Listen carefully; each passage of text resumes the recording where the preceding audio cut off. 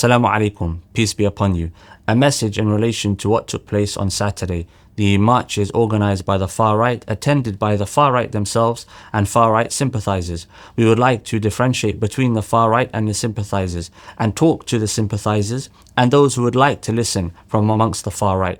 Firstly, we hear your concerns and we understand some of these concerns and we would like to discuss them. We would like to have dialogue, civil dialogue. We would like to invite you to sit down, to raise your concerns and to address some of these concerns and to come up with solutions for some of these problems together. We would also like to invite you to reflect upon Islam, and we would like to remind you that Islam has been a part of UK and Europe for a long time now, and Islam is being taken as the religion of many English, Irish, Scottish and Welsh people today.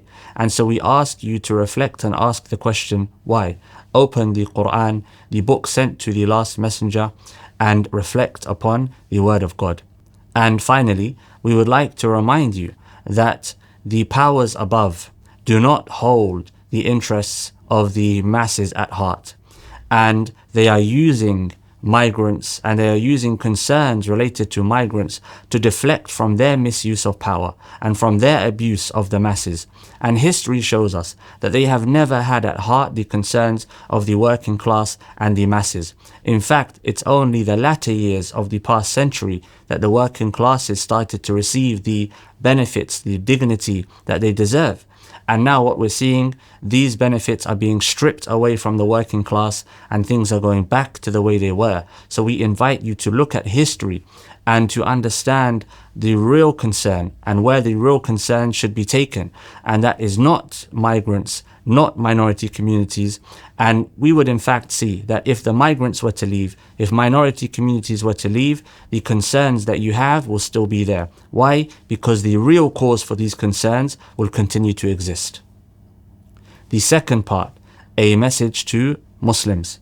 It is upon us as Muslims, as those who have a God-given framework of morality, those who have the best of examples in the Prophet Muhammad alayhi salatu wasalam, it is upon us to show maturity in these times and to understand that the actions that we are seeing are coming from a people that do not yet understand Islam, and therefore we can deem these actions to be actions that are coming from ignorance. We have to look to the Prophet ﷺ and the Meccan period, and we have to remind ourselves of the maturity the Prophet ﷺ showed us so that we can have the same maturity in these days and times.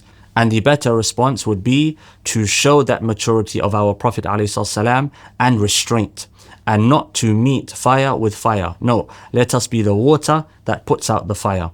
Let us be the wisdom to the ignorance. Let us show the upper hand and understand the troubles and the concerns of our time and be the solution makers rather than those who contribute to the problems.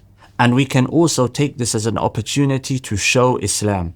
And I would like to remind all of us what took place during Grenfell, when the Grenfell towers were burning and people were suffering.